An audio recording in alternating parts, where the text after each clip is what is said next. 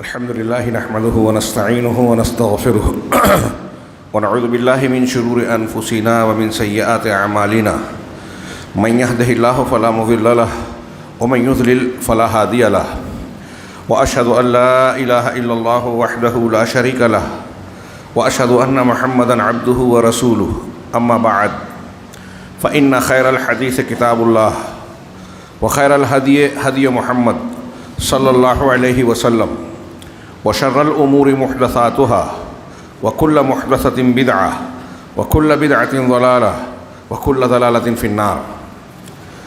أعوذ بالله من الشيطان الرجيم. بسم الله الرحمن الرحيم. فوربك لنسألنهم أجمعين عما كانوا يعملون. وقال تعالى فاستمسك بالذي أوحي إليك إنك على صراط مستقيم وإنه لذكر لك ولقومك وسوف تسألون. محترم حاضرین،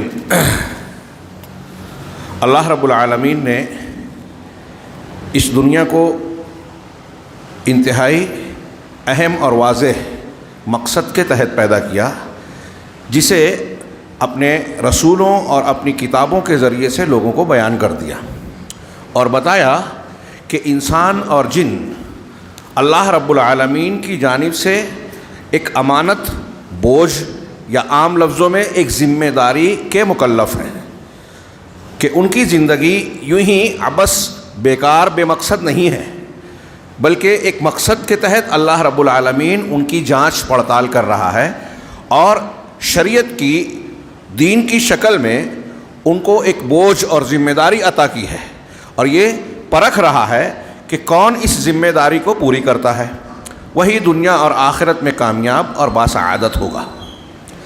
میں نے خطبہ مسنونہ کے بعد آپ حضرات کے سامنے قرآن کے 2 مقام سے 2 آیتیں پڑھی، 2 جگہ سے کچھ آیتیں پڑھی. یہ مضمون مختلف سیاق و سباق میں بار بار آپ کو قرآن میں ملے گا. پہلی آیت میں نے پڑھی سورہ حجر کی. اللہ رب العالمین نے اپنے ربوبیت کی، اللہ کے نبی صلی اللہ علیہ وسلم کو خطاب کر کے کہا کہ آپ کے رب، پالنے پوسنے والے پروردگار کی قسم، فوربک، قسم کھائی اللہ نے کہ تمہارے رب کی قسم، پروردگار کی قسم، لنسألنہم اجمعین، کہ ان تمام لوگوں سے، ان سے اور اجمعین سارے لوگوں سے ہم ضرور ضرور سوال کریں گے. اس میں ڈبل تاکید ہے، اس لیے یہ ضرور ضرور کا ترجمہ کر رہا ہوں. اللہ نے قسم کھا کے کہی، تمہارے پروردگار کی قسم، لوگوں سے، تمام لوگوں سے ہم ضرور سوال کریں گے. کس بارے میں؟ عما کانوا یعملون، کہ وہ کن چیزوں کے بارے میں جو وہ اعمال کرتے تھے. ہم زندگی میں جو بھی عمل کر رہے ہیں، اللہ رب العالمین قسم کے ساتھ کہہ رہا ہے، اللہ کی بات غلط نہیں ہے، ہو ہی نہیں سکتی. اپنے کلام میں کہہ رہا ہے کہ ہم سے سوال کیا جائے گا. دوسری آیت جو میں نے پڑھی، اللہ نے فرمایا فاستمسک بالذی اوحی الیک، کہ جو شریعت، جو دین آپ کی طرف وحی کی گئی ہے، دین آپ کی طرف پہنچایا گیا ہے وحی کے ذریعے سے، اس کو مضبوطی سے پکڑ لیجئے. یہ دین پورا ہمارے لیے اللہ رب العالمین کا حکم ہے کہ اس کی پابندی کرنا لازم ہے. اور اللہ نے فرمایا انک علی صراط مستقیم، یہ جو وحی کی گئی ہے، دین آپ کو دیا گیا ہے، جو عقیدہ، جو منہج، جو عبادات، جو احکام و اصول شریعت کے بتائے گئے ہیں، یہ صراط مستقیم ہے، سیدھا راستہ ہے. اس کا مطلب اللہ رب العالمین نے جو دین، جو عقیدہ، جو عبادات دی ہے، اس سے ہٹ کر کوئی اگر عمل کرتا ہے، عقیدہ اختیار کرتا ہے، تو وہ صراط مستقیم سے ہٹا ہوا ہے. یہ اللہ رب العالمین کی بائنڈنگ اور پابندی واضح طور سے بیان کی جا رہی ہے کہ جو وحی کی گئی ہے قرآن کی شکل میں، اللہ کے نبی جناب محمد رسول اللہ صلی اللہ علیہ وسلم کی حدیث اور سنت کی شکل میں، یہی دین ہے اور اسی پر چلنا، اسی کو اختیار کرنا صراط مستقیم ہے. وَإِنَّهُ لَذِكْرٌ لَكَ وَلِقَوْمِكَ، یہ آپ کا اور آپ کی قوم کا ذکر ہے، یعنی آپ کے ضرورت، آپ کی احتیاجات اور آپ کے معاملات کا اس میں بیان ہے، آپ کی شخصیت کا اس میں ذکر ہے. ہر انسان اپنے آپ کو قرآن میں دیکھ سکتا ہے. آگے اللہ تعالیٰ کا آخری جملہ جو میں پیش کرنا چاہتا ہوں، وَسَوْفَ تُسْأَلُونَ، کہ عنقریب تم سے سوال کیا جائے گا، پوچھا جائے گا. باز پرس ہوگی. یہ دین دیا گیا ہے تو کھیل تماشا نہیں ہے. ہم آنکھیں بند کر لیں، ہم غافل ہو جائیں, ہم اس کو حاصل نہ کریں, سیکھیں نہیں, ہم کو فرصت نہیں مل رہی ہے, ٹائم نہیں مل رہا ہے, دنیا کی رنگینیوں میں ہم گم ہیں, اللہ رب العالمین کے یہاں بچ نہیں پائیں گے. سوال تو ہو کر رہے گا, باس پرس ہوگی. یہ جو میں نے مضمون پڑھا, قرآن کی ایک دو آیتیں اور سن لیجئے.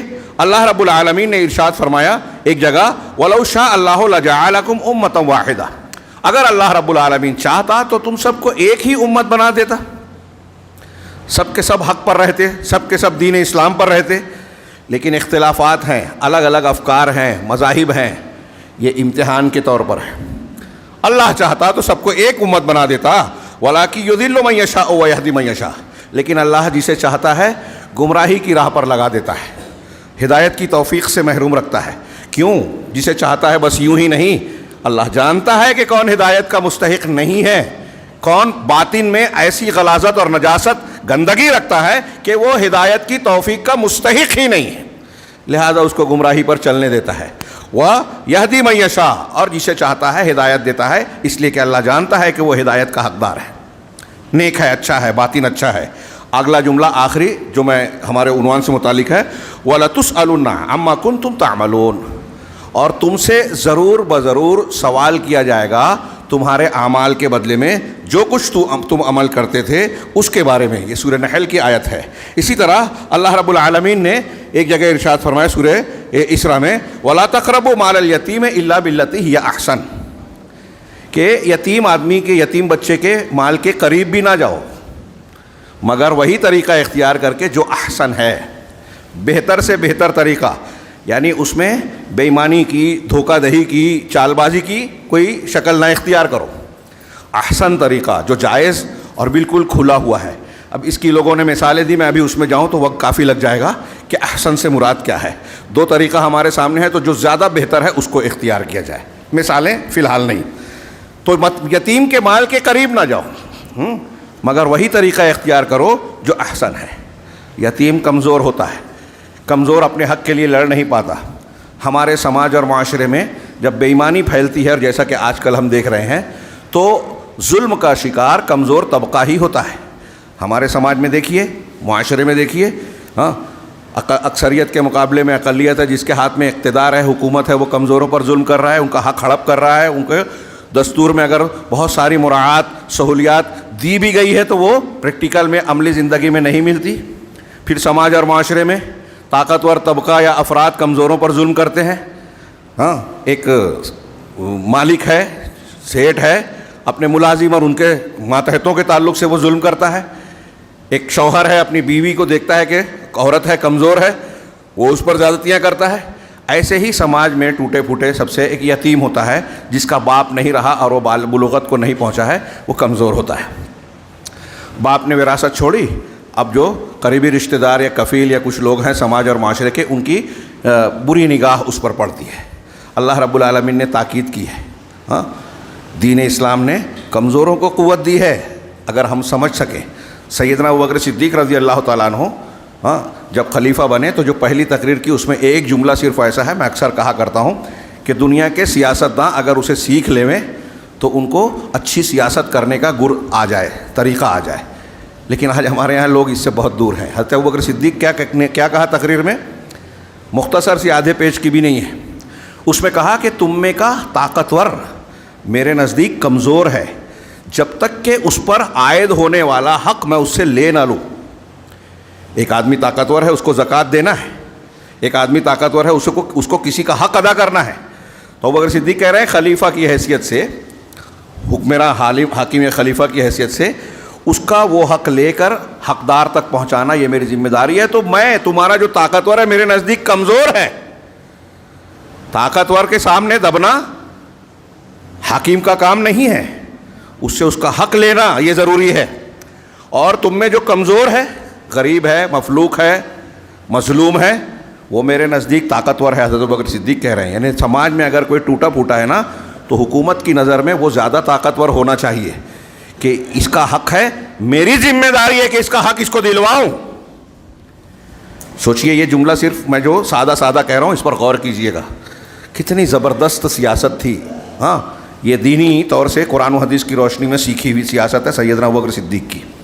ہاں, تو میں یہ عرض کر رہا تھا کہ سماج میں کمزور طبقوں پر ظلم کیا جاتا ہے، اور اللہ کے نبی صلی اللہ علیہ وسلم اور قرآن و حدیث کی تعلیم میں اس کی بار بار تلقین کی گئی ہے، عورتوں کو اور یتیموں کا خیال رکھنا۔ آپ آخری وقت میں نبی کریم صلی اللہ علیہ وسلم آخری وقت میں بار بار ایک جملہ کہتے تھے، الصلاۃ الصلاۃ وما ملکت ایمانکم، کہ نماز کا خیال رکھنا، نماز کا خیال رکھنا، اور جو تمہارے ماتحت ہیں۔ نماز اللہ کے حقوق میں سب سے واضح حق ہے، عبادات میں سب سے بڑی عبادت، تو اللہ کے حق کا خیال رکھنا، اور بندوں کے حقوق میں جو تمہارے نیچے ہیں، ماتحت ہیں، ان کا خیال رکھنا۔ ایک آدمی جب اپنے سے چھوٹے لوگوں کو، کمزور لوگوں کو ان کا حق دے گا تو بڑے لوگوں کو تو بدرجہ اولا دے گا۔ یہ گویا ایک معیار ہے کہ آدمی اپنے چھوٹوں کے ساتھ کیا سلوک کرتا ہے، تب پتہ چلتا ہے وہ کیا ہے۔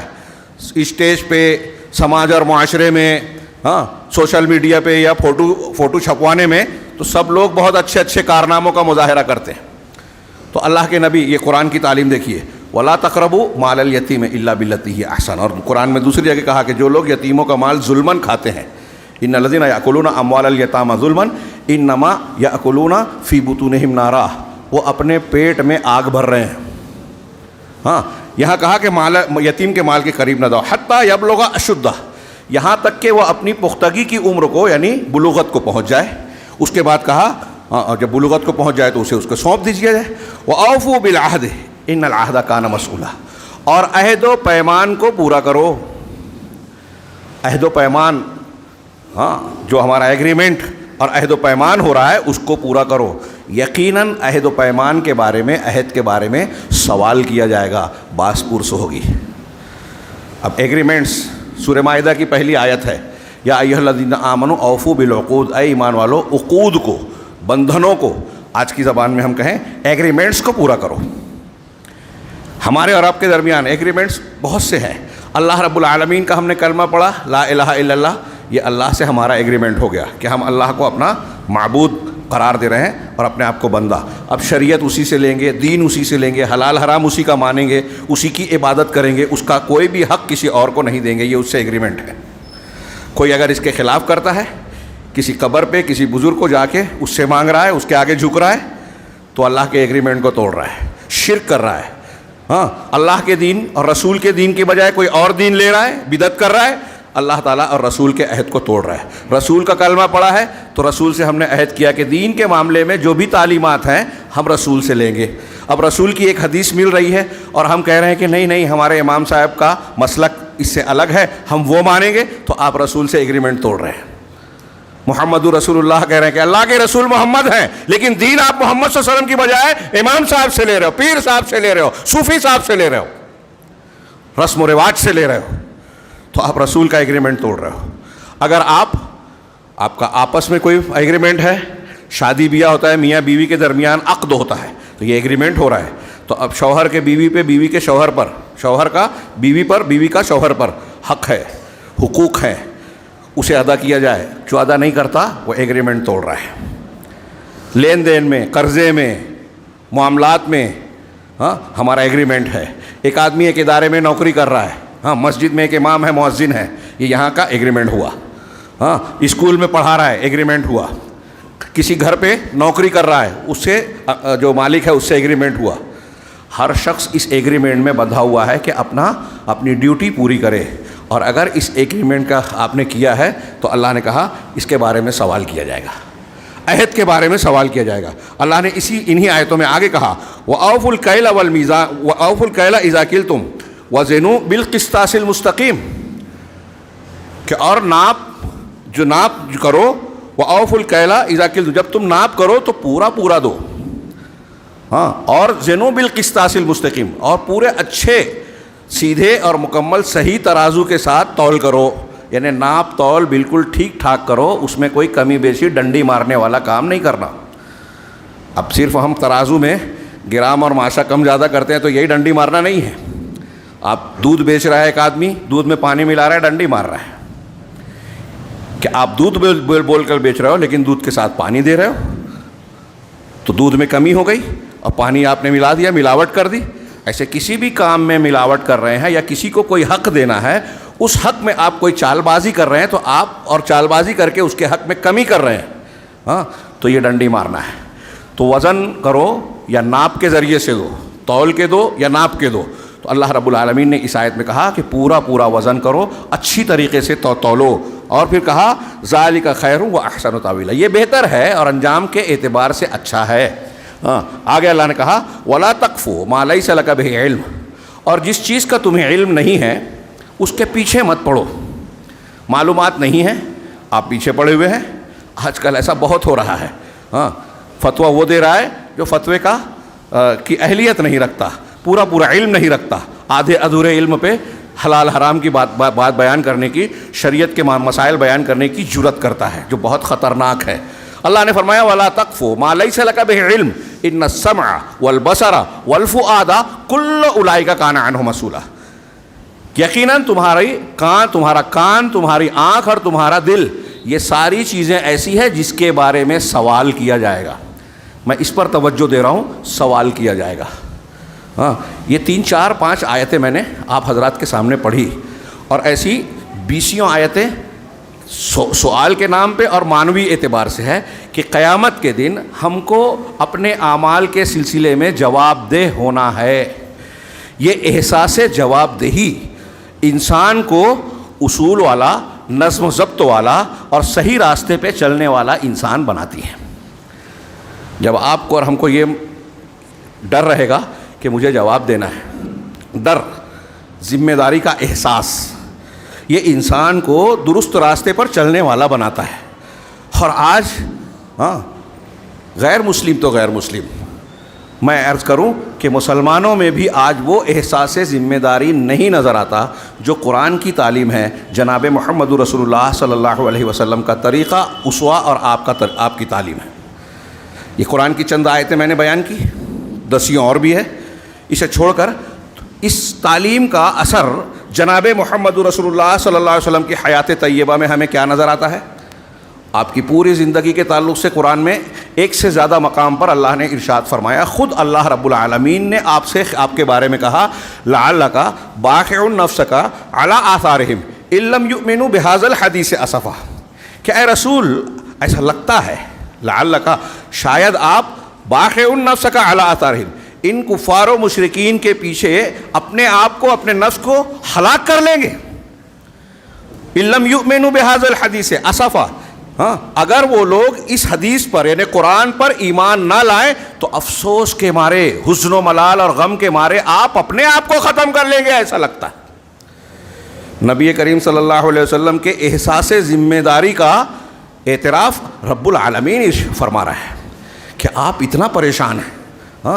اور اللہ نے خود کہا لقد جاءکم رسول من انفسکم عزیز علیہ ما عنتم حریص علیکم بالمؤمنین رؤوف الرحیم، کہ تمہارے پاس ایسے رسول آئے ہیں کہ تم کو اگر کوئی دشواری تکلیف ہو تو ان کو بہت گراں گزرتا ہے. عزیز علیہ ما عنتم حریص علیکم، تمہارے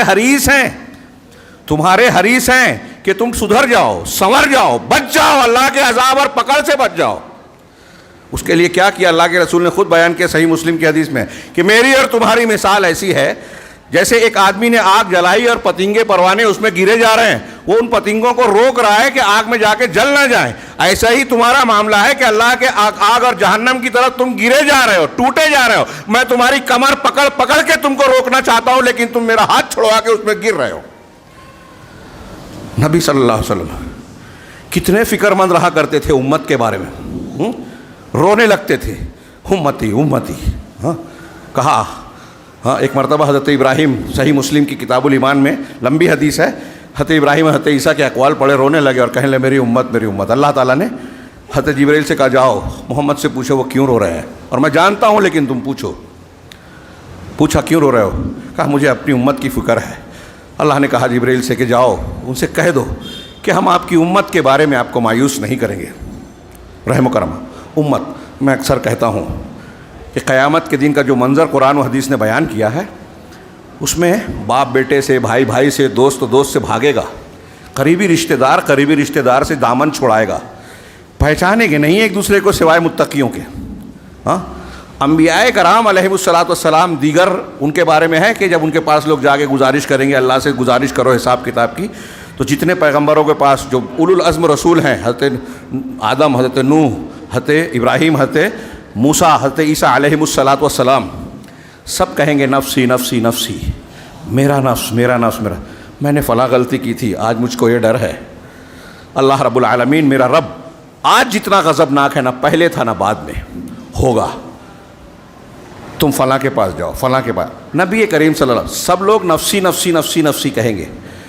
نبی کریم صلی اللہ علیہ وسلم کے بارے میں حدیثوں میں ہے، حدیث شفاعت میں، کہ صرف آپ اکیلے ایسے ہوں گے جو کہیں گے امتی امتی امتی، اے اللہ میری امت میری امت میری امت۔ یہ وہاں کی بات ہے، ذمہ داری کا احساس یہاں بھی دیکھیے کہ وہ قیامت کے دن جو کہیں گے نا، دنیا میں صحیح مسلم کی، غالباً بخاری میں بھی روایت اور مسلم کی حدیث ہے کہ ہر نبی کو ایک ایسی دعا ملی جو قبول کی جانے والی ہے، لکل نبی دعوت مستجابہ، ہاں فتعجل کل نبی دعوتہ۔ نبی صلی اللہ علیہ وسلم فرمایا کہ ہر نبی نے اپنی دعا دنیا میں مانگ لی، لیکن میں نے اپنی دعا کو روک لیا، وَإِنِّي اخْتَبَأْتُ دعوتی شفاء لأمتی یوم القیامہ، او کما قال، کہ میں نے اپنی دعا کو روک لیا، ریزرو کر لیا، تاکہ قیامت کے دن اپنے امت کی سفارش کروں۔ کتنی بڑی بات ہے رسول کی ہمارے حق میں، سوچئے کتنی خیر خواہی، نصیحت اور بھلائی کے چاہنے کی کوشش ہے۔ اگر میں اکثر سوال کرتا ہوں اس حدیث کے تناظر میں کہ بتائیے کہ اگر ہم کو اللہ کی طرف سے یہ بولا جائے کہ کچھ مانگو دیا جائے گا، آپ کی دعا قبول کی جائے گی، تو ہم کیا مانگیں گے؟ اللہ کے نبی جناب محمد رسول اللہ علیہ وسلم کو بھی ایک اسپیشل دعا دی گئی کہ آپ مانگیے دیا جائے گا، تو آپ نے اپنے لیے نہیں مانگا، آپ نے اپنے گھر والوں کے لیے نہیں مانگا، میرے گھر میں یہ دے دے، مجھے وہ فلاں نعمت عطا کر دے، یہ کہا کہ میں اپنی دعا روک لیتا ہوں، قیامت کے دن اس دعا کے بدلے میں قیامت کے دن اپنی امت کے حق میں سفارش کی، شفاعت کی دعا مانگوں گا۔ اب اس میں بھی پائنڈنگ ہے، یہ اس سے خوش فہمی میں مبتلا نہ ہو جائیں۔ اسی حدیث میں بعض روایتوں میں ہے صحیح مسلم کی کہ اب قیامت کے دن میری یہ سفارش میری امت کے ہر اس شخص کو ملے گی جس نے اللہ کے ساتھ شرک نہ کیا ہو۔ اس کا مطلب شرک کی نحوست اور برا اثر ایک یہ بھی ہے کہ اللہ کے نبی صلی اللہ علیہ وسلم کی شفاعت سے محروم ہو جائے گا وہ شخص جو شرک کرتا ہے، شرک پہ مر گیا۔ یہ نبی کریم صلی اللہ علیہ وسلم کی خیر خواہی امت کے بارے میں۔ آپ زندگی بھر آپ کے بارے میں یہ جو دو چار باتیں میں نے بیان کی، وہ پورا آپ کی سیرت کا نقشہ ہے قرآن کی آیت میں، کہ آپ کو سخت گزرتا ہے امت کو کوئی تکلیف پہنچے، آپ مسلمانوں کے حریص ہیں، چھوٹی سے چھوٹی اور بڑی سے بڑی وہ بات جو مسلمانوں کے لیے، امت کے لیے خیر کی ہے بتا دی، شر کی ہے اس سے ڈرا دیا، کوئی چیز چھوڑی نہیں، کھل کھل کے بتایا، دین کو مکمل بیان کیا۔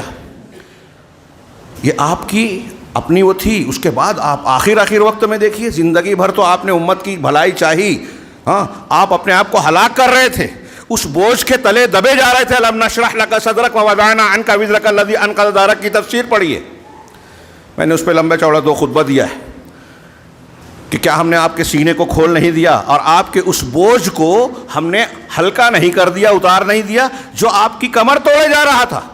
کون سا بوجھ تھا؟ کئی تفسیر ہے، اس میں سے ایک معنی یہ بھی ہے کہ احساس ذمہ داری، میری امت تک دین کو کیسے پہنچاؤں، کیسے ذمہ داری پوری کروں، اللہ کے سامنے مجھے جواب دہ ہونا ہے۔ ذاتی طور پر آپ اللہ کی عبادت ایسے کیا کرتے تھے کہ راتوں میں قیام کرتے ہوئے پیروں میں ورم آ جاتا تھا۔ پوچھا گیا کہ آپ کا تو سب معاملہ معاف ہے، صاف ستھرا ہے، پھر آپ یہ محنت کیوں کرتے؟ کیا کہ یہ نعمت کی اللہ نے، تو کیا میں شکر گزار بندہ نہ بن جاؤں؟ اب آخری وقت میں دیکھیے، نبی کریم صلی اللہ علیہ وسلم آخری وقت میں حجۃ الوداع کے موقع پر خطاب کر رہے ہیں لوگوں سے کہ شاید میں اس سال کے بعد اس مقام پر تم سے ملاقات نہ کروں، لعلی لا القاکم بعد عامکم ھذا فی مقامی ھذا، اس طرح کے جملے ہیں کہ اس مقام پر اس سال کے بعد میری تم سے شاید ملاقات نہ ہو۔ گویا آپ اشارہ کر رہے ہیں کہ اب میرا آخری وقت قریب آ رہا ہے، اگلا حج نہیں ملے گا۔ تو اب سوچئے کہ نبی کریم صلی اللہ علیہ وسلم سید المرسلین، خاتم النبیین، قیامت تک کے سارے انسانوں کے لیے ہدایت و رہنمائی کے ذمہ دار، کتنی اہم باتیں بیان کریں گے۔ آپ کا حجۃ الوداع کا خطاب پڑھیے، اس میں کہا مسلمانوں کا جان مال خون ایک دوسرے پر حرام ہے آج کے دن، آج کے اس شہر اور اس مہینے کی طرح۔ حج کا موقع تھا، مکۃ المکرمہ، یعنی جو مقامات حج مینا وغیرہ میں آپ یہ بیان کر رہے ہیں، ایک دوسرے کی جان مال، دوسرے کے مال کو ایک مسلمان کے لیے حرام ہے، جائز طریقے سے ہی لے سکتا ہے. تو مسلمانوں کے حقوق کو، جان مال کو ایک دوسرے سے محفوظ کیا. پھر یہ بیان کیا کہ جاہلیت کے خون بہا کو میں ختم کرتا ہوں، بدلے اور انتقام کا مسئلہ ختم کیا جائے. پھر سود کے معاملے میں بتایا کہ مالی طور سے کوئی کسی پر ظلم نہ کرے، سودی لین دین ختم کرو. ان میں سے ایک ایک جملہ جو ہے نا، وہ میں ایک ایک خطبہ اہل علم دے سکتے ہیں، بلکہ اور زیادہ. ایک ایک جملہ ایک ایک کتاب ہے. پھر آپ نے مزید ہدایات فرمائی. اس میں کہا عورتوں کو خیال رکھنا، اللہ کے کلمے اور عہد کے ذریعے سے تم نے ان کو حلال کیا ہے، ان کی شرمگاہوں کو حلال کیا ہے. وہ تمہاری ملکیت نہیں ہے. ان کے ساتھ اچھا سلوک کرنا. استوصوا بالنساء خیرا، ان کے ساتھ بھلائی کی وصیت قبول کرو مجھ سے. عورتوں کے ساتھ اچھا سلوک کرنا. ہاں، بعض روایت میں نماز کی بھی تلقین کی گئی ہے، 5 وقت کے نماز کا اچھی طرح سے دھیان رکھنا. اور پھر ایک جامع تلقین یہ کی کہ میں تمہارے درمیان 2 چیزیں چھوڑے جا رہا ہوں، قرآن اور حدیث. ان دونوں کو مضبوط تھامے رہنا، کبھی گمراہ نہیں ہوگے. کتنی پیاری، غور کیجئے. نبی صلی اللہ علیہ وسلم آخری وقت میں یہ ساری چیزیں بیان کر رہے ہیں، پہلے زندگی بھر بھی بیان کیا. ہم اس کو نظر انداز کر رہے ہیں. لوگ بہت لائٹلی لیتے ہیں. الگ الگ فرقے بنا لیے، الگ الگ منہج اختیار کر لیے. کوئی شخص اٹھتا ہے، الٹی سیدھی بات کرتا ہے، قرآن و حدیث سے ثابت شدہ عقائد کے خلاف کوئی عقیدہ پیش کرتا ہے، کوئی فکر پیش کرتا ہے، کوئی الٹی سیدھی تحقیق پیش کرتا ہے. ہمارا نوجوان جو ہے جہالت کے ساتھ اس کے پیچھے دوڑنے لگتا ہے. سوشل میڈیا اور ذرائع ابلاغ کے عام ہونے کے باوجود جہالت پھیل رہی ہے، جہالت پھیلائی جا رہی ہے. صحیح دین کو، قرآن و سنت کو جو ہے نظر انداز کیا جاتا ہے. سازش کے تحت، شیاطین الانس والجن کی بہت ساری منصوبوں کے تحت یہ کام کیا جا رہا ہے. ہماری نسلیں تباہ ہو رہی ہے، ہم کو فکر نہیں ہے. کیوں؟ اس لیے کہ نبی صلی اللہ علیہ وسلم کا جو میں نقل کر رہا ہوں، احساس جواب دہی ہمارے اندر نہیں ہے. اللہ کے سامنے ہم کو جواب دینا ہے. میں نے کئی آیتیں پیش کی، نبی صلی اللہ علیہ وسلم کا یہ کردار پیش کر رہا ہوں. ہاں، آپ آخر وقت میں یہ کہہ رہے ہیں 2 چیزیں چھوڑے جا رہا ہوں. آپ آخر وقت میں یہ بھی کہہ رہے ہیں کہ دیکھو یہود و نصارہ نے اپنے انبیاء کی قبروں کو مسجد بنا لیا تھا، تم میری قبر کو مسجد نہیں بنانا. میں اس سے منع کرتا ہوں. اس میں بھی اشارہ ہے کہ اب آپ کی وفات کا وقت قریب ہے، میری قبر وجود میں آنی ہے، لیکن قبر کو مسجد نہ بنایا جائے، عبادت گاہ نہ بنایا جائے، اس پہ مسجد تعمیر نہیں. اللہ کے نبی صلی اللہ علیہ وسلم نے اپنی مسجد اور اپنے قبر پر اور انبیاء کی قبر پر مسجد بنانے کو لعنتی کام بتایا. آج امت نے پختہ قبریں بنا رکھی ہے، پیر اولیاء اور نہ جانے کن کن لوگوں کو. بعض جگہ تو جانور دفن ہے، ان کو بابا کی طرح وہاں عرس اور میلے لگتے ہیں. کہاں ہے یہ امت؟ کہاں ہے نبی کی تعلیم؟ احساس ذمہ داری اور سنجیدگی ہے ہی نہیں، اللہ کا ڈر ہے ہی نہیں.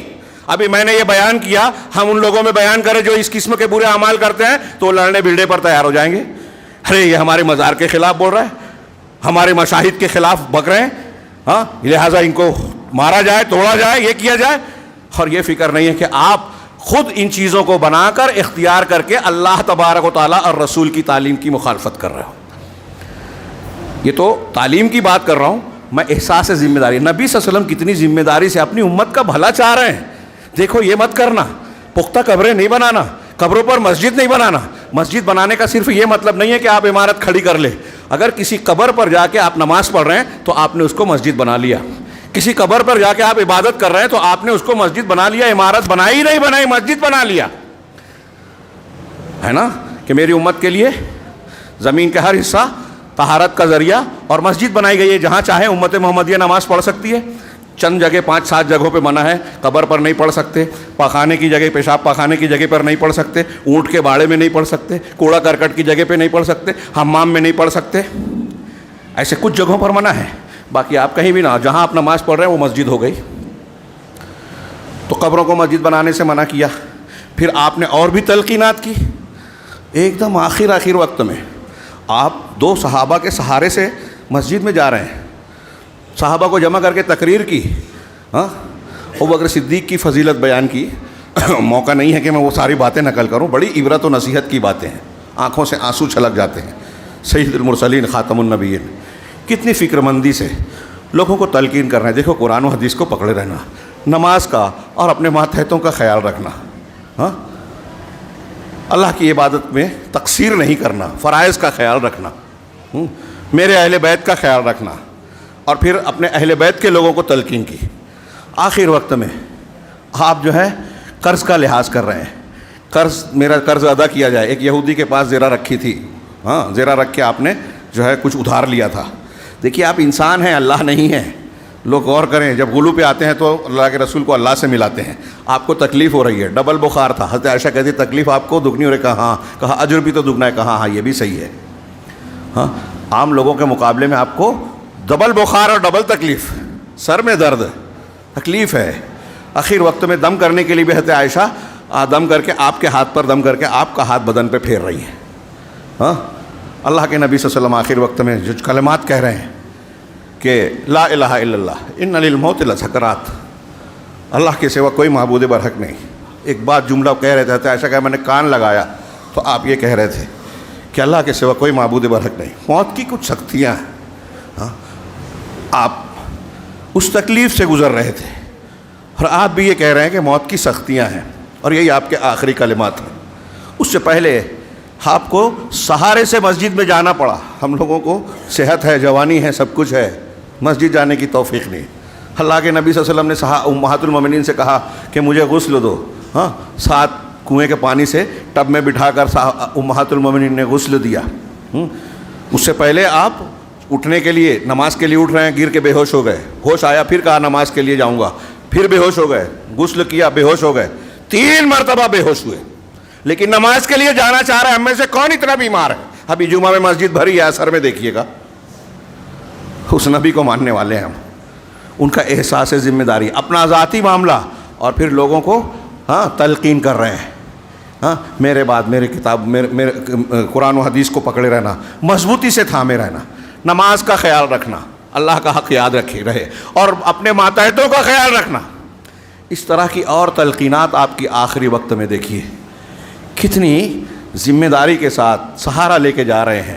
آپ یہاں تک کہتے ہیں ممبر پر بیٹھ کے جو تقریر کی کہ اگر کسی کا کوئی حق ہے نا تو مجھ سے مانگ لے. کسی کا کوئی حق ہے تو مجھ سے مانگ لے.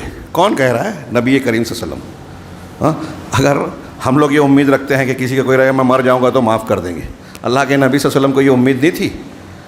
یہ آپ نمونہ پیش کر رہے ہیں کہ دنیا سے جانے کے لیے جب آپ جا رہے ہیں ہم جائیں تو اس طرح جائیں کہ لوگ کسی کا کوئی حق نہ رہے ہمارے اوپر، ورنہ قیامت کے دن نیکیوں کی شکل میں دینا پڑے گا یا اس کی برائیاں اپنے نامہ اعمال میں لینا پڑے گی جس کا حق ہے.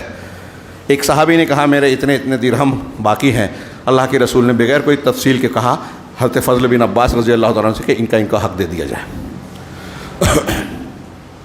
کسی نے کہا کہ آپ نے مجھے پیٹھ پر کوڑے مارے تھے. کہا پیٹھ کھول دی کہ اپنا بدلہ لے لو. ہاں کسی کا کوئی حق ہے تو مجھ سے لے لو، تکلیف دی ہے تو تکلیف کا بدلہ لے لو. یہ نبی کریم صلی اللہ علیہ وسلم کی ذمہ داری کا احساس. ہاں اور پھر آپ کہیں گے کہ آپ تو نبی تھے. اللہ کے رسول صلی اللہ علیہ وسلم، میں گھڑی دیکھ رہا ہوں تو وقت کافی زیادہ ہو رہا ہے اور مضمون پورا باقی ہے. ہاں اللہ کے نبی صلی اللہ علیہ وسلم کے بعد سیدنا ابوبکر صدیق، عمر فاروق، عثمان غنی، ان کا کیا تھا معاملہ؟ میں ان کے بھی کئی چیزیں پیش کرنا چاہتا تھا لیکن وقت اجازت نہیں دے رہا ہے. صرف آپ یہ دیکھیے کہ حضرت ابوبکر صدیق، عمر فاروق جیسے خلیفۃ المسلمین بننے کے بعد ان کا جو معاملہ ہوا کہ رات کو گشت لگا رہے ہیں، دیکھ رہے ہیں کہ ہماری رعایا میں کوئی بھوکا تو نہیں ہے، کوئی پریشان حال تو نہیں ہے. تھوڑی دیر کے لیے سوچئے، آج کے زمانے میں جب ہم یہ بیان کرتے ہیں، سنتے ہیں، پڑھتے ہیں تو ایسا لگتا ہے کہ کہانی ہے.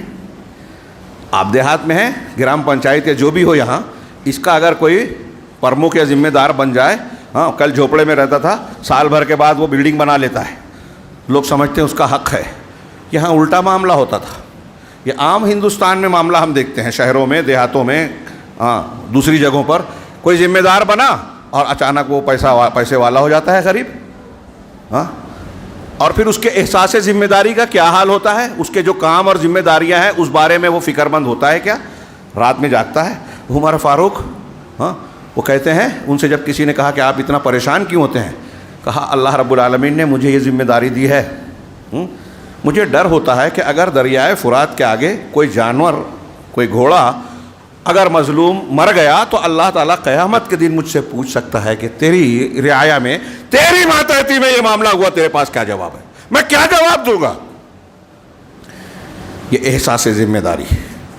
ہاں اب ابو بکر صدیق، عمر فاروق، عثمان غنی، حضرت علی کے تو بہت سے واقعات پیش کر سکتے ہیں. عمر بن عبدالعزیز 5ویں خلیفہ راشد کہلاتے ہیں، 99 میں بنے، 101 میں وفات ہوئی. ہاں ان کا کیا معاملہ تھا؟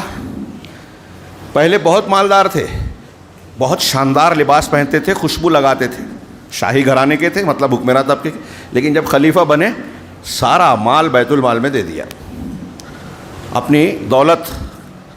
ہمارے یہاں میں نے ابھی کہا کہ غریب آدمی جھوپڑے سے بلڈنگ میں آ جاتا ہے حکومت پانے کے بعد، اقتدار پانے کے بعد، اور وہاں امیر آدمی تھے حضرت عمر بن عبدالعزیز، حضرت ابوبکر صدیق، عمر فاروق، خلیفہ بننے کے بعد غریب ہو گئے، جتنی ضرورت ہے بیت المال سے اتنا ہی لے رہے ہیں. ہاں چراغ کو اپنا کام ہے تو بجھا دیا. حضرت عمر بن عبدالعزیز رحمہ اللہ غریب ہو گئے، امیر تھے پہلے، ان کے گھر والے بھی مفلوق کو بالکل بقدر کفاف چیزوں کو استعمال کر رہے ہیں. پہلے امیر تھے، خلیفہ بننے کے بعد غریب ہو گئے. کیوں؟ اللہ کے پاس جواب دینا پڑے گا. یہ احساس جواب دہی یہ انسان کے لیے زندگی میں ہر معاملے کے لیے، ہر معاملے کو درست رکھنے کے لیے انتہائی ضروری ہے. ہمارے اور آپ کے لیے بھی ضروری ہے. اللہ کے نبی جناب محمد مبعوث کو یہ قرآن کی آیتیں ہیں کہ ہم تم سے ضرور قیامت کے دن سارے لوگوں سے سوال کریں گے.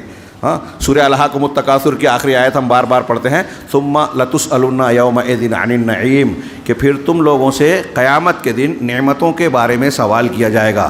آپ کو اور ہم کو اللہ نے بہت سی نعمتیں دی، صحت دی، کسی کو دولت دی، ہاں کسی کو جو ہے دماغ دیا، کسی کو تعلیم اور علم دیا، کسی کو اور کوئی ہنر دیا، کسی کو لوگوں کا علاج معالجہ کرنے کا علم دیا. جس کو جو علم دیا، جس کو جو صلاحیت دی، جس کو جو نعمت دی، قیامت کے دن پوچھا جائے گا. حضرت عمر فاروق، ابوبکر صدیق اور آپ بھوکے نکلے، ایک صحابی کے گھر گئے اور کھجوریں وہ اچھی پیش کی، ٹھنڈا پانی دیا. اللہ کے رسول صلی اللہ علیہ وسلم نے وہ کھاتے ہوئے کہا کہ اس کے بارے میں بھی قیامت کے دن تم سے سوال ہوگا. حضرت عمر نے کہا کہ کیا کھجوروں کے بارے میں بھی؟ کہا ہاں. اب سوچئے تھوڑی دیر کے لیے، یہاں جو لوگ بیٹھے ہیں نا، ہم کو قرآن و حدیث ملا ہے، اللہ نے امت محمدیہ میں سے بنایا ہے. ہمارے اوپر کیا ذمہ داری ہے؟ دین کا حق، جماعت کا حق، مسجد کا حق، گھر بار کے حقوق، بچوں کے حقوق، شوہر کے حقوق، بیوی کے حقوق، بچوں کے حقوق، اپنے مزدوروں کے حقوق. کلکم راعٍ وکلکم مسئول عن رعیتہ. اللہ کے رسول صلی اللہ علیہ وسلم کی یہ حدیث بچوں کو بھی یاد ہے ہمارے ہاں کہ تم میں کا ہر شخص ذمہ دار ہے اور ہر شخص سے اس کی ذمہ داری کے متعلق سوال کیا جائے گا. آدمی اپنے گھر کا ذمہ دار ہے، بڑا ہے، وہ کیا کیا کرتا ہے پوچھا جائے گا. عورت اپنے شوہر کے گھر کی ذمہ دار ہے. خادم اپنے مالک کے معاملات کا ذمہ دار ہے کہ آپ جو نوکری کر رہے ہو اس میں پورا کام اپنا ایمانداری سے کر رہے ہو کہ نہیں کر رہے ہو. تو ہم سب سے سوال کیا جائے گا. آپ کے گھر میں آپ کا بچہ آپ کی ذمہ داری ہے، آپ اس کی تربیت کر رہے ہیں کہ نہیں کر رہے ہیں. یہ بہت نگرانی کی ضرورت ہے. علامہ ابن قیم نے تفصیل سے لکھا کہ بچے ہمارے یہاں امانت ہیں، اس کی ذمہ داری ہم پر ہے. بچوں کی نگرانی مسلسل کی جائے. اگر آپ ان کی دیکھ بھال کرتے ہیں تو غصے کی حالت میں کیا کریں، عام حالات میں کون سی دعا پڑھیں، وہ کس معاملے میں کوشش کریں، کب صبر کریں، کب کیا کریں. اچھے اخلاق کو لانے کے لیے آپ کو مسلسل نگرانی کرنا پڑے گی. اگر آپ نے یہ ذمہ داری نہیں ادا کی تو قیامت کے دن آپ سے پوچھا جائے گا. آپ کے اپنے بچے کے دشمن ہیں، اپنے بچے کو آپ مسجد میں نہیں لاتے، اپنے بچے کو آپ عقیدہ توحید نہیں سکھاتے، اپنے بچے کو دین نہیں بتا رہے ہو. آپ نے ڈاکٹر بنا دیا، انجینئر بنا دیا، لیکن دین نہیں بتایا. قیامت کے دن پوچھا جائے گا. یہ سمجھتے ہیں ہم دنیا کی زندگی کو اچھی بنایا جائے. دنیا کی زندگی کو اچھی بنانے سے زیادہ ہمیشہ کی زندگی کو اچھی بنانے کی فکر ہونی چاہیے. یہ آپ کا احساس ذمہ داری ہونا چاہیے. ہمارا احساس ذمہ داری کہاں کہاں ہے؟ ہاں ایک روایت ہے، اللہ کے نبی صلی اللہ علیہ وسلم نے فرمایا، میں صرف اشارے کر رہا ہوں، بہت وقت کی قلت ہو گئی. ہاں اللہ کے رسول کی یہ مشہور حدیث ہے، ہاں مسلم وغیرہ میں، ہاں کہ اللہ کے رسول نے فرمایا کل سلامہ من الناس علیہ صدقہ، کہ انسان کے جتنے بھی جوڑ ہیں بدن کے، سب پہ صدقہ لازم ہے. اور مسلم کی ایک روایت میں ہے، یہاں آخر میں نقل کیا گیا ہے، ایک روایت میں ہے کہ ہمارے جسم میں 360 جوڑ ہیں. اس وقت نبی صلی اللہ علیہ وسلم نے فرمایا تھا، آج میڈیکل سائنس بولتے ہیں کہ انسان کے جسم میں 360 جوڑ ہیں. یہ اللہ کے رسول کی سچائی کی دلیل بھی ہے. تو جتنے جوڑ ہیں نا ہمارے، ہر دن میں ہماری ذمہ داری ہے کہ اس جوڑ کے بدلے میں صدقہ ادا کریں، یعنی کوئی نہ کوئی ایسی نیکی کریں کہ جو اس جوڑ کا حق ادا ہوگا. چنانچہ اس جوڑ کے حق ادا کرنے کے لیے کیا ہوگا؟ اللہ کے رسول نے فرمایا کل یوم تطلع عنہ الشمس، ہر دن جب دن کا طلوع ہوتا ہے تو ہر جوڑ پر ہمارے لیے صدقہ لازم ہوتا ہے کہ 360 جوڑ کا حق ادا کریں.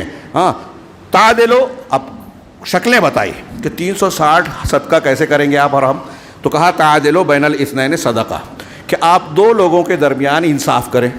ہاں، بھائی بھائی میں جھگڑا ہے، جماعت کے لوگوں میں جھگڑا ہے، ساس بہو میں جھگڑا ہے، ہاں، اور باپ بیٹے میں جھگڑا ہے، ان دونوں کے درمیان فیصلہ کر دیں انصاف کے ساتھ. انصاف کے ساتھ ہمارے یہاں مانڈولی کرتے ہیں، ارے ٹھیک ہے 2 قدم تم پیچھے کرو، 2 قدم تم پیچھے کرو. ہاں، پانی میں کتا رہنے دو اور اتنا ڈول نکال کے پانی پینے لگو. انہیں گندگی کی اور خرابی کی اصلاح نہیں، صفائی نہیں، یہ غلط ہے. ہمارے یہاں لوگ صلح کرنے آتے ہیں، یہ سب کو پتہ ہے کہ ارے جھگڑا نہیں کرنا چاہیے، مل لینا چاہیے.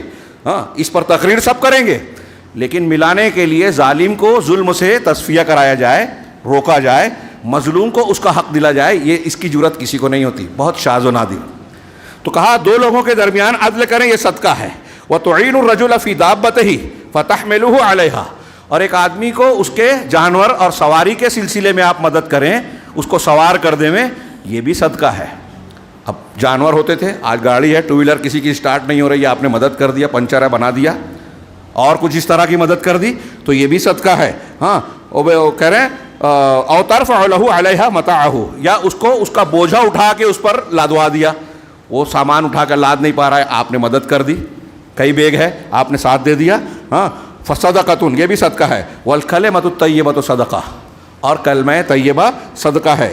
لکل خطوۃ ولکل خطوۃ تمشیھا الی الصلاۃ صدقہ، اور آپ نماز کے لیے پیدل چلتے ہیں نا، تو جتنا قدم چلو گے اتنا صدقہ ہے. 360 ہے نا، اب آپ اگر 360 قدم چل کے مسجد کے لیے آئے تو ہر قدم کا ایک صدقہ ہو گیا 360، اور بھی آپ بڑھا سکتے ہیں. اسی طرح کہا وَتُمِيتُ الْأَذَىٰ عَنِ الطَّرِيقِ صدقہ، اور راستے سے تکلیف دہ چیز کو آپ ہٹا دیں میں. کوئی گندگی ہے، پتھر ہے، شیشہ ٹوٹ کے گر پڑا ہے، کسی کو تکلیف ہو سکتی ہے، چوٹ آ سکتی ہے، آپ وہ راستہ صاف کر دیں. لوگوں کے لیے راستے میں تکلیف ہو سکتی ہے، آپ راستے کو ہٹا دیں، تو یہ صدقہ ہے. اور ایمان کے ادنا درجہ کہا کہ اماطۃ الاذی عن الطریق، حدیث میں ہے ایمان کے 70 سے زیادہ شاخیں ہیں، افضل لا الہ الا اللہ، اور سب سے کمتر درجہ یہ ہے کہ آپ راستے سے تکلیف دہ چیزوں کو ہٹا دیں.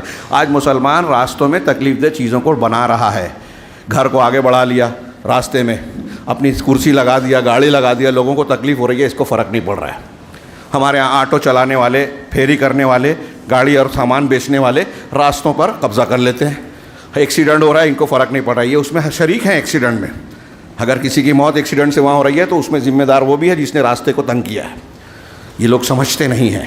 ہاں، بہرحال اسی طرح اللہ کے رسول صلی اللہ علیہ وسلم نے فرمایا کہ یہ متفق علیہ روایت ہے، اور بعض روایتوں میں یہ بھی بیان کیا گیا کہ آپ نے صلاۃ الضحیٰ اگر پڑھ لی، چاشت کی نماز، فجر کی نماز کے بعد سورج طلوع ہوتا ہے نا، 1 نیزہ ہو گیا، چاشت کی نماز پڑھ لی تو پورے 370 جوڑوں کا صدقہ ہو گیا. ہاں، یہ ہو گیا. اس کے علاوہ گھروں میں اگر جھگڑا ہے، آپ اس کو دیکھیں، وہ صدقہ ہے. مسلمانوں کی ذمہ داریوں میں اجتماعی ذمہ داری ہے، باہمی اخوت و محبت، ایک دوسرے کے حقوق کو ادا کرنا، ایک دوسرے کی تکلیف پر صبر کرنا. ہاں، اگر کسی کا جھگڑا ہو گیا ہے تو ملاپ کرانا، اجتماعی عبادت کا لحاظ کرنا، جس میں ہم کو اتحاد و اتفاق کی تعلیم دی گئی ہے، جس سے محبت بڑھتی ہے. ایک دوسرے کا نیکی کے کام میں تعاون کرنا، برائی کے کام سے روکنا. یہ جو میں نے ایک جملہ کہہ رہا ہوں، یہ ایک ٹاپک ہے جس پر لمبی چوڑی بحث کی ضرورت ہے، لیکن میں آپ سے کہوں گا کہ اس پر غور کیجئے. یہ ذمہ داری کا احساس اگر ہوگا ہمیں تو ہم اس پر عمل کریں گے. نیکی کا حکم دینا، اب نیکی کا حکم، مثلا آپ نماز پڑھنے آ رہے ہیں، ایک مسلمان آپ کو دکھ رہا ہے جو کھیل کود میں کسی کام میں مشغول ہے، نہیں اذان ہو گئی نماز کے لیے چلو. لیکن اب ہمارا حال تو یہ ہے کہ ہم اپنے بیٹے کو، اپنے گھر میں اپنی بیوی کو نہیں بولتے، تو باہر والوں کو کیا بولیں گے؟ آپ یاد رکھیے قیامت کے دن سوال ہوگا. ہم جو نیکی کا کام کر سکتے ہیں، اصلاح کا کام کر سکتے ہیں، نیکی کا حکم دے سکتے ہیں اور نہیں کر رہے ہیں تو ہم گنہگار ہیں. ہم آنکھیں بند کر لیں، بچ نہیں جائیں گے. اسی طریقے سے سلام کا پھیلانا، آپ نے کسی سے سلام کیا، یہ بھی صدقہ ہے. آپ نے کسی سے اچھی بات کی، یہ بھی صدقہ ہے. کلمہ طیبہ، ابھی اس میں حدیث میں تھا کہ اچھی بات کسی سے کی، یہ بھی صدقہ ہے. ہاں، اسی طرح ایک مسلمان ظالم ہو یا مظلوم، آپ اس کی مدد کریں، ظالم کو ظلم سے روکنے کی، سمجھانے کی کوشش کریں، مظلوم کو اس کا حق دلانے کی کوشش کریں، یہ سب کچھ صدقہ ہے. تھوڑی دیر کے لیے سوچئے کہ کیا ہم ان صدقات کو ادا کرتے ہیں؟ ہمارا معاملہ اس سلسلے میں نے قرآن کی آیتیں پڑھی، وقت زیادہ ہو گیا اس لیے بات کو ختم کرنے کی طرف آ رہا ہوں. قرآن کی آیتیں پڑھی کہ اللہ تعالیٰ قیامت کے دن ہم سے پوچھے گا. یہ غلط نہیں ہے، ہمارا یقین ہے. کیا ہم تیار ہیں؟ نبی صلی اللہ علیہ وسلم کا کردار ہم نے دیکھا، صحابہ کرام اور سلف میں سے ایک دو کا میں نے ذکر کیا. اس کے برخلاف ان کا احساس ذمہ داری یہ بھی تھا کہ وہ ڈرتے تھے کہ کہیں ہم ایسا کام نہ کریں کہ اللہ کے نظر میں، اللہ کی جناب میں ہم جو ہے گنہگار لوگوں میں شامل ہو جائیں. ہاں، ایک مسلم معاشرہ، سماج، اہل علم نے بیان کیا، اس مسلم معاشرے میں ہر کوئی ذمہ دار ہے اور ایک دوسرے سے جڑے ہوئے ہیں. آپ اپنا گھر دیکھیں تو جانور کی طرح زندگی گزار رہے ہیں کہ ایک بکری بکرا، مینڈھا مینڈھی، ہاں کوئی دوسرا جانور جنگل کا اپنا کھا رہا ہے، شکار کر رہا ہے اور مست رہ رہا ہے، زیادہ سے زیادہ بچے کو دیکھ لیا بس. یہ مسلمان کی زندگی نہیں ہے. مسلم معاشرے میں ہر شخص ذمہ دار ہے.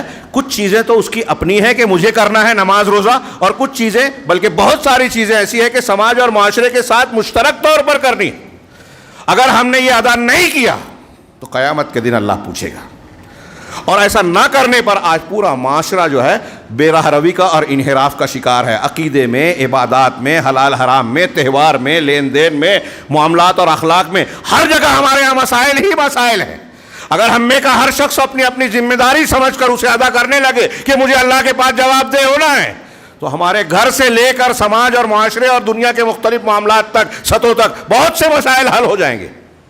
ہاں، یہ جو مسائل پیدا ہوتے ہیں، مسجد میں فلاں چیز کی ضرورت ہے، بورنگ پانی کی، میں نے سنا پانی کی قلت ہے. ہم نے یہ غور کیا، یہ تو سوچ لیا کہ بھئی چندہ کر لیں گے. پانی کی قلت کیوں ہوتی ہے؟ ایک مسلمان ڈرتا ہے، غور کرتا ہے، سوچتا ہے. ہاں، میں ایک روایت کی طرف اشارہ کروں. ہاں، حضرت حنظلہ والی جو روایت ہے صحیح مسلم وغیرہ کی یا بخاری کی ہے، انہوں نے کہا نافقہ حنظلہ، نافقہ حنظلہ، حنظلہ منافق ہو گیا، حنظلہ منافق ہو گیا. صحابی رسول اپنے آپ کو کہہ رہا ہے کہ میں منافق ہو گیا. اور یہ کہتے ہوئے راستے سے گزر رہے ایک شخص نے، بعض روایتوں میں کہ ابو بکر صدیق تھے، پوچھا کہ تم ایسا کیوں کہہ رہے ہو؟ کہا ایسا ہے کہ ہم جب اللہ کے نبی صلی اللہ علیہ وسلم کی مجلس میں ہوتے ہیں، آپ کے ذکر و اذکار اور جنت و جہنم کا بیان ہوتا ہے، اس وقت تو ہمارے دل کی کیفیت کچھ اور ہوتی ہے، الگ ہوتی ہے. اور ہم جب کاروبار میں، گھر بار میں ہوتے ہیں، بیوی بچوں کے بیچ ہوتے ہیں، تو الگ ہو جاتی ہے. تو یہی تو نفاق ہے کہ یہاں کچھ اور یہاں کچھ. نفاق اس کو کہتے ہیں کہ اندر کچھ اور باہر کچھ. اندر کفر ہے، باہر ایمان ہے، تو یہ نفاق اکبر ہے. اور عمل میں اگر ہوگا تو عملی نفاق عقیدے کا نہیں صحیح کہ آدمی کے اندر دو رنگی ہو، اس کی سامنے اس کے جیسی بات کر رہے ہیں، اس کے سامنے اس کے جیسی. آج کل ہمارے یہاں یہی اس کو چالاکی سمجھا جاتا ہے، منافقت کو. تو حضرت حنظلہ نے کہا کہ ہماری یہ حالت ہوتی ہے. تو کہا یہ تو ہماری بھی کیفیت ہے. ابو بکر صدیق نے کہا چلو اللہ کے رسول کے پاس گئے، سلام کیا اور واجب بات بتائی کہ ایسا ایسا ہوتا ہے اللہ کے رسول، تو ہمارے اندر تو نفاق ہے. تو اللہ کے رسول نے کہا کہ نہیں، یہ نفاق نہیں ہے. ہاں، اگر تم میری مجلس میں اور ذکر و اذکار کے وقت، جنت اور جہنم کے بیان کے وقت تمہاری جو کیفیت ہوتی ہے، اگر تم ہر وقت ویسے ہی رہنے لگو تو فرشتے در راستوں میں اور بستروں پر تم سے مصافحہ کریں گے. لصافحتکم الملائکہ علی فی طرقکم وعلی فرشکم کما قال. فرشتے تم سے مصافحہ کریں گے، ولکن ساعۃ و ساعۃ یا حنظلہ. لیکن اے حنظلہ، الگ الگ وقت کی الگ الگ کیفیت ہوتی ہے. تو یہ جو دلی کیفیت کا بدلنا ہے، یہ نفاق نہیں ہے. لیکن اگر آپ کی نیت پہ یہ چیز ہے کہ میں ظاہر کچھ کر رہا ہوں اور باطن میں کچھ ہے، تب نفاق ہوگا. آپ جھوٹ بول رہے ہیں، نفاق عملی نفاق کی ایک علامت ہے. اب وعدہ خلافی کر رہے ہیں، امانت میں خیانت کر رہے ہیں، گالی گلوچ کر رہے ہیں، تو آپ کا یہ نفاق ہے کہ اسلامی تعلیمات کو چھوڑ کر آپ جھوٹ پر عمل کر رہے ہو. اسلام کہتا ہے سچ بولو، تو آپ کہہ رہے ہو کہ میں مسلمان ہوں لیکن آپ جھوٹ بول رہے ہو. آپ کہہ رہے ہو کہ مسلمان ہو لیکن آپ گالی گلوچ کر رہے ہو. یہ عملی نفاق ہوگا. تو اللہ کے نبی صلی اللہ علیہ وسلم، میں صحابی کا مثال دے رہا ہوں. حضرت عبداللہ ابن ابی ملیکہ رحمہ اللہ بہت بڑے تابعی ہیں. وہ امام بخاری نے ان کا قول نقل کیا. میں تو پڑھتا ہوں تو حیرت زدہ رہ جاتا ہوں، اور آپ کو ذکر کر چکا ہوں اس سے پہلے. وہ کہتے ہیں کہ لقیت 30 من اصحاب رسول اللہ صلی اللہ علیہ وسلم، میں نے اصحاب رسول، صحابہ کرام میں سے 30 لوگوں سے ملاقات کی. 30. ان کے بارے میں اگلا جملہ کیا کہہ رہے ہیں؟ کلہم یخاف علی نفسہ النفاق. ہر صحابی اپنے نفس پر نفاق کا ڈر رکھتا تھا کہ کہیں میں نفاق میں مبتلا تو نہیں ہو گیا، کہیں میں منافقین میں تو نہیں چلا گیا. عمر فاروق بھی حضرت حذیفہ سے پوچھتے تھے کہ کہیں میرا نام بھی تو منافقین میں سے نہیں ہے. سوچئے تھوڑی دیر کے لیے، یہ احساس ذمہ داری اللہ کے سامنے جواب دہ ہونے کی وجہ سے یہ خیال پیدا ہو رہا ہے کہ میری نیکیاں کم تو نہیں ہو رہی ہے، میں گنہگار تو نہیں ہو رہا ہوں، میں اللہ رب العالمین کے سامنے جواب دہ تو نہیں بن جاؤں گا کہ جواب نہ دے سکوں۔ ہاں، آج مسلم معاشرے کا ہمارا اور آپ کا حال کیا ہے؟ کیا ہم اس احساس ذمہ داری کو اپنے اندر محسوس کرتے ہیں؟ بیوی کا حق، بچوں کا حق، اللہ کا حق، رسول کا حق، مسجد کا حق، ہاں، کیا یہ حقوق ہم ادا کر رہے ہیں؟ ابھی میں نے بورنگ اور بارش کی بات کی، یہاں ہم کو غور کرنا چاہیے۔ اللہ کے رسول صلی اللہ علیہ وسلم نے بتایا ہے زنا عام ہوگا، کسی سماج میں ناپ تول میں کمی کی جائے گی، جھوٹ سودی کاروبار الگ ہوگا، ہاں، زنا اور ربا بڑھ جائے گا، تو ایسے قوم پر اللہ کا عذاب آتا ہے۔ ناپ تول میں کمی ہوگی تو بارش رکے گی، ہاں، لوگوں کا آپ حق مارو گے، یہ اللہ کا اصول ہے، قانون مکافات ہے۔ آپ اپنے سے نیچے والوں پر ظلم کرو گے، آپ کے اوپر اللہ ظالم کو بٹھائے گا۔ میں ایسا مانتا ہوں کہ آج ہم شکایت کرتے ہیں کہ موجودہ حکومت جو ہے مسلمانوں کی دشمن ہے، ہمارے خلاف قانون بنا رہی ہے، مسلمانوں کو بے گناہ جو ہے گرفتار کرتی ہے، الزام ڈالتی ہے، وہ کیا بولتے ہیں، ضمانت بھی نہیں ہوتی، مسلمانوں کے گھر پر بلڈوزر چل رہے ہیں، ان کی جان مال محفوظ نہیں ہے، کہیں بھی کچھ کھڑے ہوتے ہیں، کہتے ہیں کہ ہمارا یہ علاقہ گھر بار خالی کرو، تم باہر سے آئے ہو، اور کیا کیا ہو رہا ہے ہمارے ملک میں، ہاں، کیا یہ ایسا ہی ہو رہا ہے؟ ہاں، اس کے کچھ ہم ذمہ دار نہیں ہیں؟ قرآن کی ایک آیت کی تفسیر میں بہت لمبی چوڑی میں نے تقریر کی تھی، شاید یہاں بھی کیا تھا، علامہ ابن قیم کہتے ہیں کہ بعض سلف کا قول ہے کہ اعمالکم عمالکم، تمہارے اعمال تمہارے عمال تمہارے حکمراں ہیں، ہمارا اور آپ کا جیسا عمل ہوگا ہمارا حاکم ویسا ہی ہوگا۔ یہ بات انہوں نے اپنی طرف سے نہیں کی، قرآن کی روشنی میں کہی۔ قرآن کہتا ہے وَكَذَلِكَ نُوَلِّي بَعْضَ الظَّالِمِينَ بَعْضًا بِمَا كَانُوا يَكْسِبُونَ، کہ ہم بعض ظالموں کو بعض ظالموں پر اسی طرح مسلط کرتے ہیں ان کے عمل اور کرتوتوں کی وجہ سے۔ ہمارے کرتوت خراب ہیں تو ہم پر ظالموں کو مسلط کرے گا اللہ۔ اب ہم اپنے سے نیچے والوں کو کم ظلم کریں گے، ہمارے اوپر والا زیادہ ظلم کرے گا۔ پھر مسلمانوں پہ جو ظلم زیادتیاں ہو رہی ہے اور بظاہر ہم کو لگتا ہے کہ سنوائی نہیں ہوتی، اس کی ایک بڑی وجہ یہ ہے کہ ہم خود ظالم ہیں، ہم خود گنہگار ہیں، اللہ کے دین سے دور ہیں، بے پرواہ اور غفلت کا شکار ہیں۔ ہم کیسی غفلت میں ہیں؟ ہمارے ہاں شرک ہو رہا ہے، بیان کیا جائے سننے کو لوگ تیار نہیں ہیں، قرآن حدیث سے معارضہ کرنے کو تیار نہیں ہیں، لوگوں کا حق مار رکھا ہے، حق حقوق کو دے کر صفائی کرنے کے لیے تیار نہیں ہے، احساس جواب دہی ہے ہی نہیں۔ ہاں، تسلی دے رکھی ہے کہ آپ کسی کا حق مار لو، ظلم کر لو، زنا کر لو، سودی لین دین کر لو، اور پھر فلاں ذکر کر لو گے اللہ معاف کر دے گا۔ ہاں، شارٹ کٹ بتایا ہمارے مولوی صاحبان نے، فضائل دیکھ لو، یہ فضیلت پر عمل کرو گے، یہ فلاں کام کر لو گے تو تمہارا معاملہ۔ آج ہمارا نوجوان جو ہے سوشل میڈیا پر جو ہے دین پھیلاتا ہے، اور ہر کوئی دوسرے کا خیال کرتا ہے کہ دوسرے سدھر جائیں، اپنی غلاظت میں بھرا رہے گا، لیکن اگر جماعت کا ذمہ دار کوئی عالم، کوئی دوسرا شخص اگر کسی غلطی میں نظر آ جائے تو اس کو پھیلائے گا کہ دیکھو ایسی ایسی برائیاں پھیل رہی ہیں۔ یہ دین ہے؟ صحابہ کرام کا یہی مزاج تھا، لوگوں کی تنقید۔ میں علامہ ابن رجب کا ایک قول پیش کر کے بات کو ختم کرتا ہوں، حالانکہ باتیں اور بھی کئی پہلو سے باقی ہیں۔ علامہ ابن رجب رحمہ اللہ نے ایک بات کہی، ہمارے یہاں سماج کی میں تصویر کھینچ رہا ہوں کہ یا تو یہ منافقت ہے ہمارے اندر، صحابہ ڈرتے تھے، ہمارے اندر پائی جاتی ہے اور ہم ڈرتے نہیں ہیں، ہاں، یا تو ہم عمل کرتے ہی نہیں ہیں، یا جو لوگ کرتے ہیں وہ غلط کرتے ہیں، قرآن حدیث سے ہٹ کر کرتے ہیں، اور کچھ نیکیاں کرتے ہیں تو ان کا حال کیا ہے۔ یہ انحطاط اور انسان کی پستی کی انتہائی علامت ہے، اس بات کی علامت ہے کہ دلوں میں اللہ کا ڈر نہیں ہے، ایمان نہیں ہے، توحید نہیں ہے۔ اگر اللہ کی توحید اور ڈر ہوگا تو صحابہ کی طرح یہ ڈر پیدا ہوگا کہ اگر کوئی گھوڑا بھی اگر میری طرف سے مظلوم رہ گیا تو اللہ مجھ سے پوچھے گا، اور آدمی احساس ذمہ داری کے تحت اپنی ذمہ داری کو نبھانے کی کوشش کرے گا۔ یہ قول پیش کر رہا ہوں، غور سے سنیے اور بات یہی ختم کریں گے کہ کیا ہم ایسے ہی نہیں بن گئے۔ علامہ ابن رجب حنبلی کہتے ہیں وَمِنْ أَعْظَمِ خِصَالِ النِّفَاقِ الْعَمَلِي، اپنی کتاب جامع العلوم والحکم میں انہوں نے بیان کیا کہ عملی نفاق کی خصلتوں میں ایک عظیم اور بہت بڑی خصلت، یعنی انسان عمل میں نفاق رکھے، اس کی ایک بہت بڑی خصلت یہ ہے کہ ان یعمل الانسان عملا، کہ انسان کوئی عمل کرے ویظہر انہ قصد بہ الخیر، اور لوگوں کے سامنے یہ ظاہر کرے کہ میں اس سے بھلا چاہتا ہوں۔ یہ میں بہت کامن بول رہا ہوں، کسی ایک خاص کو نہیں، ہمارے یہاں عام بات ہے کہ ہم کچھ عمل کریں اور یہ دکھائیں کہ ہم بہت اچھے ہیں، ہم اچھا کام چاہتے ہیں۔ سوشل میڈیا پہ ہم حدیث ڈال رہے ہیں، لیکن حدیث اصلاح کے لیے نہیں ڈال رہے ہیں، کسی پر طنز کرنے کے لیے کہ دیکھو وہ اس کے خلاف ہے۔ ہاں، ہمارے یہاں قرآن حدیث کا استعمال ذاتی دشمنیوں کو پورا کی تسکین کے لیے استعمال کیا جا رہا ہے۔ انا للہ و انا الیہ راجعون، اصلاح مقصد نہیں ہے۔ تو یہ علامہ ابن رجب کی بات کو غور سے سنیں۔ اسٹیج پر ایک آدمی آ رہا ہے، پھول ہار کر رہا ہے، میں نے اسکول بنائی، میں دواخانہ چلا رہا ہوں، لیکن جب غور سے دیکھا جائے تو پتہ چلتا ہے کہ وہ دکان چلا رہا ہے۔ قوم کی خدمت اس کا مقصود نہیں ہے۔ ہاں، اللہ رب العالمین کے ہاں اجر و ثواب سے زیادہ دنیا کی تعمیر اس کا مقصود ہے۔ اب ان جو ایک دو چار باتیں میں نے یہ آج کی مثال دی، اس تناظر میں اس قول کو پڑھیے کہ شیخ کہہ رہے ہیں، علامہ ابن رجب رحمہ اللہ نے فرمایا کہ عملی نفاق کی بہت عظیم خصلت یہ ہے کہ آدمی ایک عمل کرے اور ظاہر یہ کرے کہ وہ خیر چاہتا ہے، وَإِنَّمَا عَمِلَهُ، لیکن وہ عمل اس نے اس لیے کیا ہے لِيَتَوَسَّلَ بِهِ إِلَىٰ غَرَضٍ لَهُ سَيِّئٍ، تاکہ اس کے ذریعے سے اپنی ایک برے مقصد کو تک پہنچے۔ ہاں، یہ کام کر رہا ہوں تو مجھ کو ووٹ ملے گا تو پھر میں حلال حرام طریقے کو چھوڑ کر دنیا کماؤں گا، یہ حاصل کروں گا، وہ حاصل کروں گا۔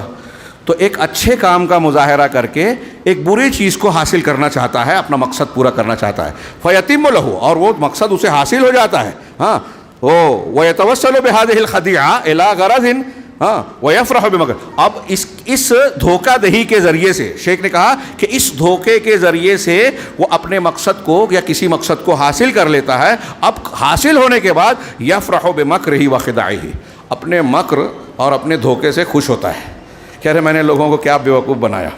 آج دیکھیے ہمارے یہاں چھوٹا پھیری کرنے والا، بازار میں اگر کوئی سبزی ترکاری بیچنے والا ہے، ہاں، پھل بیچنے والا ہے، ہاں، یا پھر زمین کی جائیداد کا اور بڑے سے بڑا کاروبار کرنے والا ہے، کوئی بڑا تجارت، اور آج ملٹی نیشنل کمپنیاں ہیں، کیسے کیسے لوگوں کو دھوکہ دے رہی ہیں، لوگوں سے پیسہ نکالنے کے لیے زہر بیچ رہے ہیں۔ ہاں، ابھی رپورٹیں آتی ہیں تو حیرت ہوتی ہے کہ ہم کیا کھا رہے ہیں۔ اصلی چیزیں یہاں تک کہ سبزی ترکاری، پھل، دودھ، مٹھائیاں، کوئی چیز ایسی نہیں ہے جو کیمیکل سے، نقصان دہ چیزوں سے پاک ہو۔ ہمارے ہاں جو مرغ آتا ہے، ہاں، بوائلر مرغا، ہاں، اس کی ایسی رپورٹیں آ رہی ہیں کہ اس کو سور کے اجزا کھلائے جا رہے ہیں، اس کو ایسا کیمیکل کھلایا جا رہا ہے جس سے انسان کو کینسر ہوتا ہے، پریشر ہوتا ہے، اچانک موت ہوتی ہے، دل پھٹ جاتا ہے، اور نہ جانے کیا کیا نئی نئی بیماریاں ہو رہی ہیں، اچانک کینسر ہو رہا ہے، یہ سب کیمیکلز کی وجہ سے۔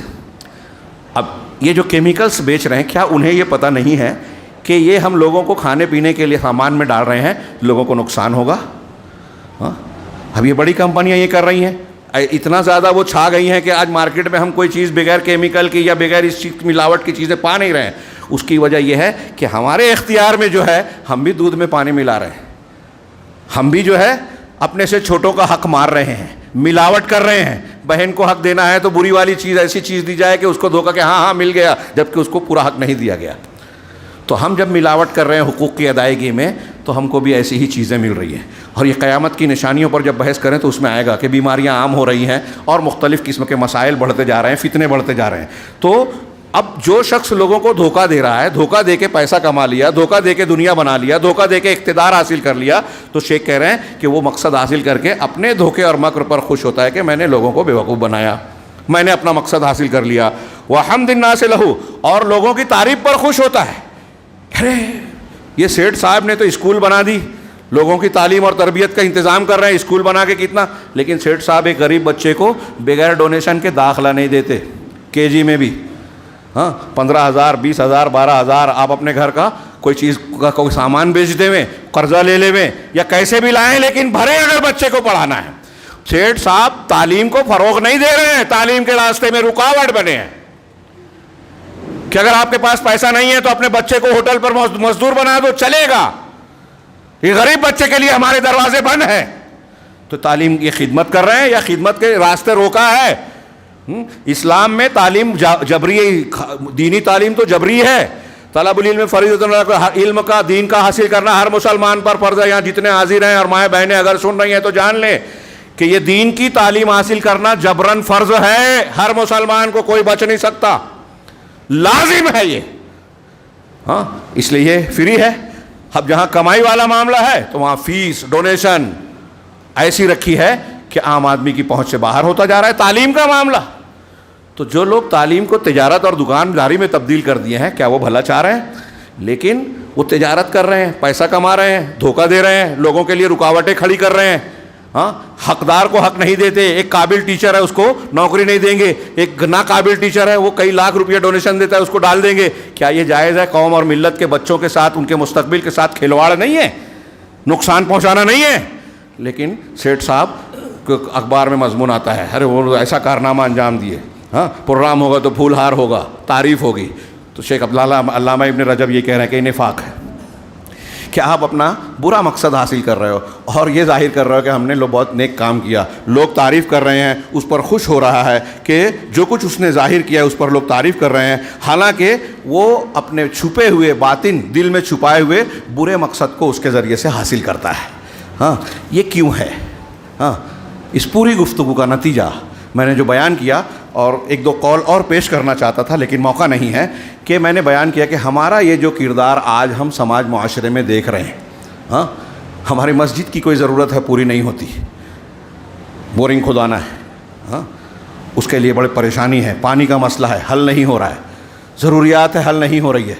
ہاں اور دوسرے مقامات پر ہم دیکھتے ہیں کہ دنیا داری کی چیزیں, شوق کی چیزیں آسانی سے پوری ہوتی ہیں, وہاں پیسوں کی ریل پیل اور اس کی کوئی کمی نہیں ہوتی, ریل پیل نظر آتی ہے, اور ایسے بہت سارے پہلو نظر آتے ہیں. دوسرے اور بھی مقامات پر میں زندگی کے معاشرے میں سماج میں ہمارے یہاں جھگڑے ہیں, لفڑے. ابھی میں نے بتایا کہ ایک مسلمان کو چاہیے کہ اگر دو لوگوں میں جھگڑا ہے تو اصلاح کرا دے, صلح کرا دے. ہم 2 مرتبہ بات کریں گے, اس کے بعد خاموش ہو جائیں گے, دشمنی گہری ہوتی جائے گی, اگلی نسل میں بھی آئے گی, ہم کو پرواہ نہیں ہے.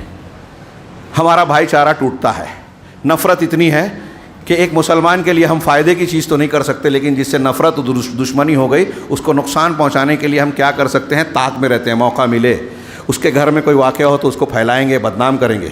میرے بھائیو یہ دین نہیں ہے, ہاں اور یہ کوئی فائدے کی چیز نہیں ہے. ایسا کر کے آپ سامنے والے کو کم اور اپنے آپ کو زیادہ نقصان پہنچاتے ہیں.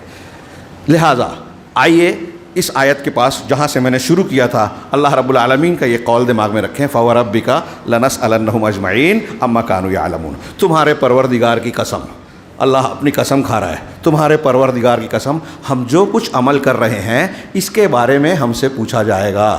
کیا عبادت کرتے ہیں, کیا حلال حرام کر رہے ہیں, کیا لوگوں کے ساتھ بدسلوکی کر رہے ہیں, سوشل میڈیا پہ کیا ڈال رہے ہیں, یہ کوئی جانے نہ جانے, ہم ظاہر اچھا کریں, دل میں باطن میں برا کام چھپا رکھیں, اللہ رب العالمین سے کوئی چیز چھپی نہیں ہے. اور اللہ رب العالمین کہہ رہا ہے کہ ضرور بضرور تم سے سوال کیا جائے گا. اللہ سے دعا ہے کہ وہ ہمیں ایسے عمل اور ظاہر و باطن کو اختیار کرنے کی توفیق عطا فرمائیں کہ قیامت کے دن ہم اس کی باس پرس میں کامیابی سے گزر جائیں, اللہ رب العالمین کی باس پرس سے بچ جائیں, ورنہ جس سے سختی سے سوال کیا گیا اللہ کے رسول نے فرمایا وہ ہلاک ہو جائے گا. اقول قولی ھذا واستغفر اللہ لکم سائر المسلمین وصلی اللہ علی نبینا محمد. بارک اللہ لنا ولکم فی القرآن المجید ونفعنا وإیاکم بالآیات والذکر الحکیم انہ تعالی جواد کریم ملک بر رحیم.